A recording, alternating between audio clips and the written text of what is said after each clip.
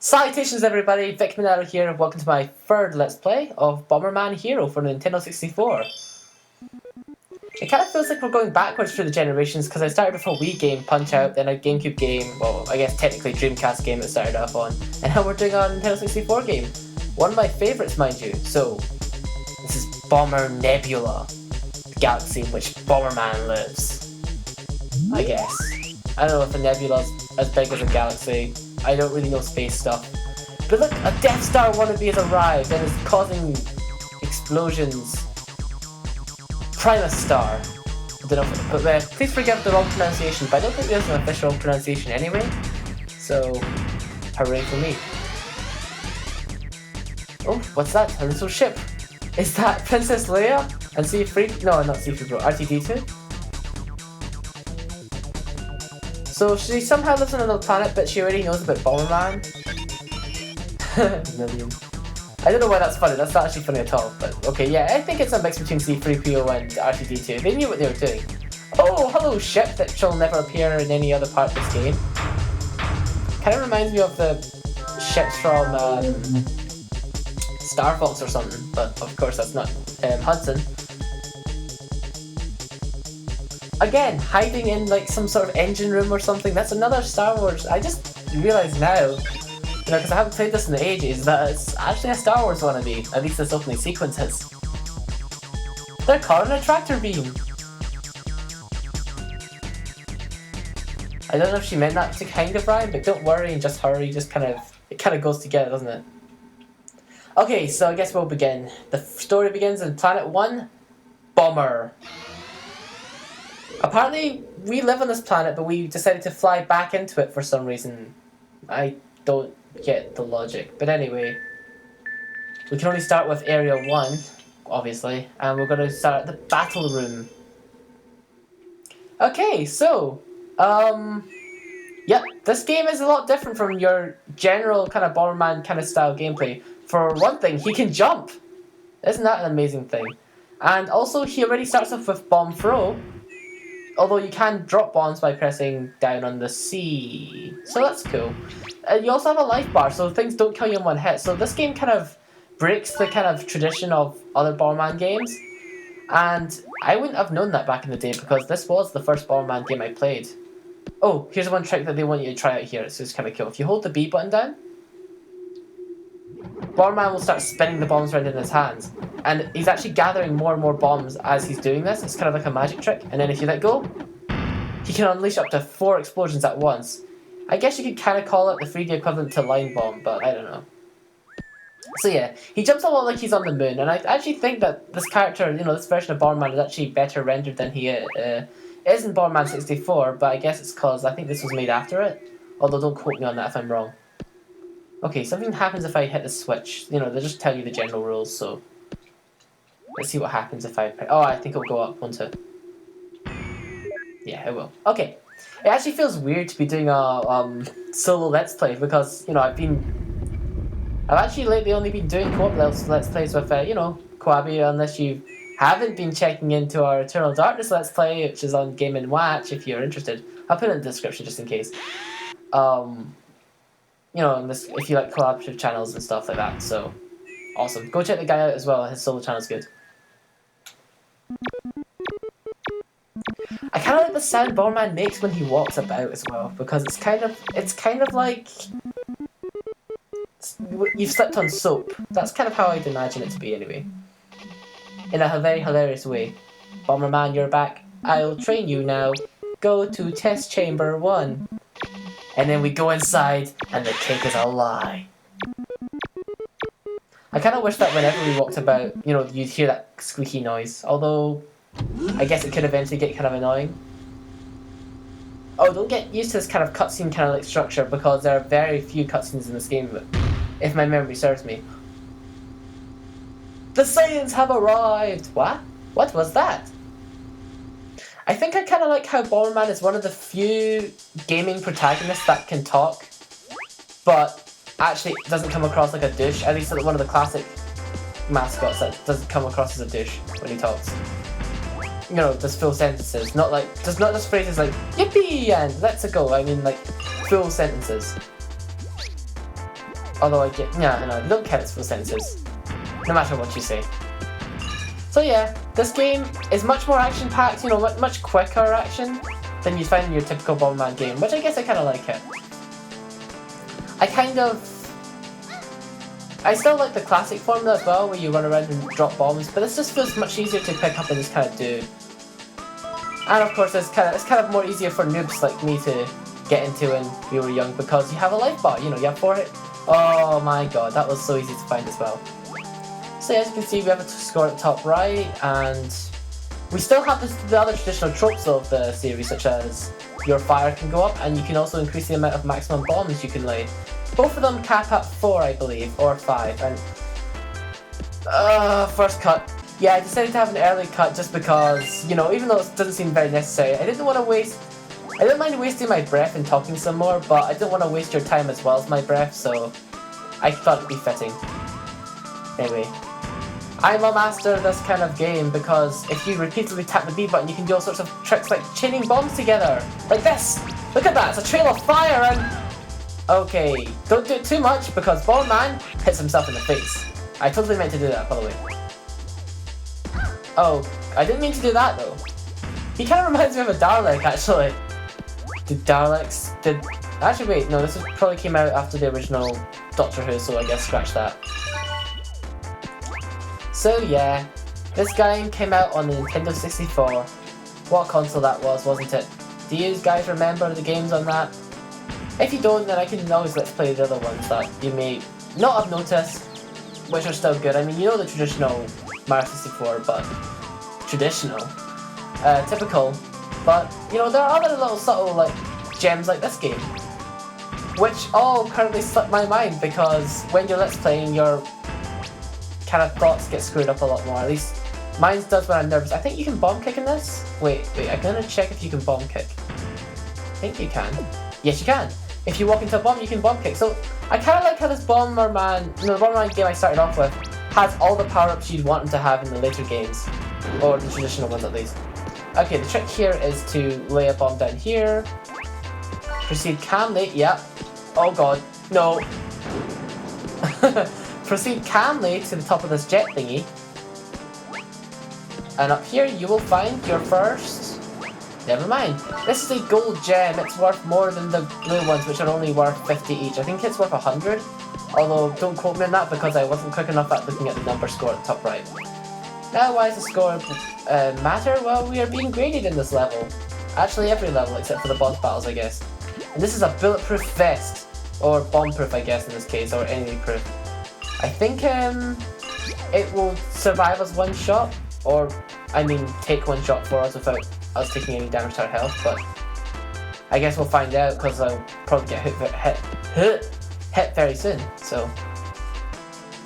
Man, it still feels really weird because I'm very used to just like someone else talking as well, so I don't have to put, you know, I don't have to do it in a conversation-like structure. Well, I mean, I'm used to doing it in a conversation-like structure anyway. That's what I was trying to say. See, I can't even get these sentences right. This is going to be great, easing back into solo LPs. I just really want to do some more. I mean, I originally planned to do a different game as my next solo LP, but, you know, it was taking too long to make, and, you know, I didn't want to put off doing these any longer than necessary, so. I guess it's good for you if you missed my... Oh my god, if I died there. If I died there, like the first stage, it'd be a really bad omen of things to come. My excuse though, I guess, is I haven't played this in ages. It's not blind, but it's not exactly rehearsed or practiced at all, so... Let's see, what time is it? Yeah, we have time for about 1 or 2 more stages. So, let's begin the hyper room. We're going for our own training simulation here. This will prepare us for the journey ahead, because we're on a very long interplanetary journey, which will consist of throwing bombs at things like this, and actually very few treadmills, so I'm actually not sure why they even bother having this kind of room. I mean, I guess it's to make Bomberman a better runner or something, but I know it's possible to kill this guy. Yeah, okay, cool. Yeah, you want to take every possible route to get all these gems. I missed one in the previous stage somehow, which is why I didn't get the full score. You know how I got graded and got a 4 out of 5? Yeah, it's out of 5. It means I didn't get every gem, which I'm not sure I missed. I'm not sure how I missed, I mean, because I was quite thorough. I have videotaped evidence, which you guys are already watching if you're still watching at this moment, so there you go. And actually, this would have been much easier if I did this the other way around. It's kind of obvious which way the treadmills are going to, or conveyor belts, whichever you want to call it. Oh, you see, like it would be easy just for me to let the treadmill carry me up. But these kind of things just escape me when I play games for the internet. I like these not Teletubbies. These I guess you could call them Teletubbies. They're dangerous Teletubby mines, I guess. They hurt you and they're actually invincible, believe it or not, so you actually can't damage those no matter how much you may want to. You will need a keycard to open the exit door ahead. Yeah, basically this is one of the levels which, I guess is the first demonstration of optional endings, which this place has 2 exits. Each will take you to a new stage, which I think is kind of nice for this game. Does killing enemies get me score? Oh, right, okay. You must kill every enemy to get full score, which is why I got 4 out of 5 and not 5 out of 5 in the last stage. Because I missed killing that one chick. But to be honest, would you really want to kill that chick? Can you blame me? I mean, that thing was... It was so cute, and its mum wasn't like... Its mum wasn't even around. It was like orphaned, like, to begin with when it spawned, so, you know, you feel bad for it, don't you? Don't you feel bad for it? I would. Oh, what's also awesome about this game, which you know, when I begin commenting about how awesome the game is, that's a clear sign that I'm already running out of things to say about the stage itself. Is that, you know, when you upgrade the bombs, when you get to level 3 and 4, you really feel them getting stronger. And that's not just by its appearance, you feel them get stronger by the sound they make. Listen to this. That's a real sounding explosion right there. And when it gets to 4, which I'm hoping to get very soon, you'll see what I mean, it sounds awesome. I think that should be a perfect score if I kill him. Yeah, okay. Let's see if it's a perfect score. Oh, wait, you don't want to take this exit. Run over the top of this exit, and you will find... you'll find, I don't know, something. If I throw... Oh, a missile. Fantastic. Great. And a golden gem, which gives you... Ah, it gives you 500. Sorry, okay, wait. That corrects my mistake from the first one if, you know... If anybody was already, like, typing a comment to correct me from that first stage. There's no need, I explain it in the same video, so... Hooray. Let's take this exit first. And get our perfect score. I did it! You know, it's that voice that really makes me question Bomberman's sexuality. I mean, he's got man in his name, which kind of makes you feel like, okay, he's probably a man, but that voice is way too high pitched, and he loves wearing those pink shoes, and in fact pink on his head way too much to be a man. Anyway, I mean a typical man, I guess. So this is the lovely water effects here, completely rivaling the water effects of Wave Race. If you didn't read what I got from that panel a second ago, that little phone thing that gives you information, It's that the goal of the stage is to collect 4 keys, and this is an example of another trope which will appear very constantly throughout later stages in the game. I'm also told that I really need to enunciate a bit better, and to enunciate better I must talk slower, because it's about giving commentary on the game, and you know, the better the commentary of the game itself, the better the game appears, or bad the game appears. So I'm going to attempt to talk a little slower from now on actually, to make my voice sound clearer so I can give better information on the game. And this is the key door, by the way. It's got 4 parts on it, and it's kind of cool. I mean, I wish lots of real life had like these kind of slots where if you slot 4 things into it, it will actually open instead of having just have to have a keyhole. And already I'm breaking my rule of talking slower to enunciate better, so that's great. I think that thing's dangerous. That thing's probably dangerous. Nope, it's not dangerous. It's not dangerous at all. Okay, right, this. Huh. I'm missing it. Oh, there we go, okay. That's the door open to exit the stage. But do you really want to exit the stage yet? No. No, you don't. That's the answer. I don't care whatever you might have said into the screen. We are not leaving the stage yet, because there's still more to see. Perfect score is not something I'm going to guarantee in this Let's Play, but I will guarantee 100% completion as far as other things go, and by other things I mean these little blue thingies which have crosses on them. I'm not really sure what their official fan name is or canon name is. I know there's a way of getting upstairs here, but I can't seem to find it. Is this another one of those stages that has 2 exits? Because I actually would be surprised.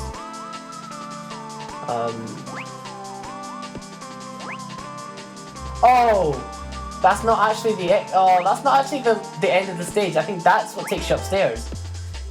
Yes, those 4 yellow arrows made me feel like that was the end of the stage, and I was like, no, wait, there's more to explore. Like a freaking idiot. Anyway, let's collect these gems, kill this guy who kind of looks like a kindergarten toy, I guess.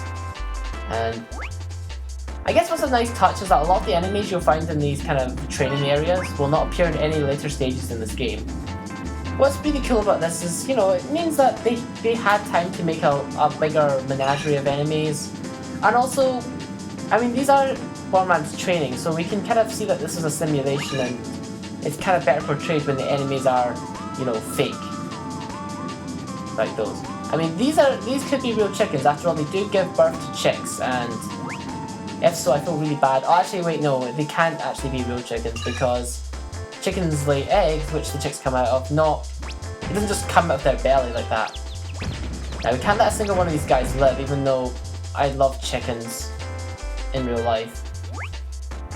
And it pains me to kill them, but, you know, gotta do for that perfect score. Alright, I think that should be everything. I kind of wish this, you know, the game... In retrospect, now, it kind of would be better if the game gave you an indication of the maximum points per stage while you're playing it. But then again, I guess that removes the replay value. I did it! I guess that's enough for one episode anyway. What's kind of funny is that we just cleared the secret room there, which means that's the room that is meant to be harder to discover, which was funny because it's actually, you know, the heavy room's the other alternate one you could get from the hyper room there.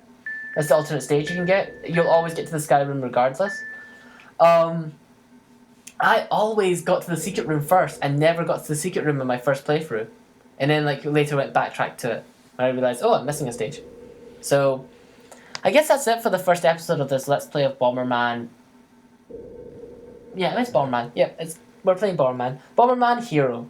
I have no sign off at the moment, so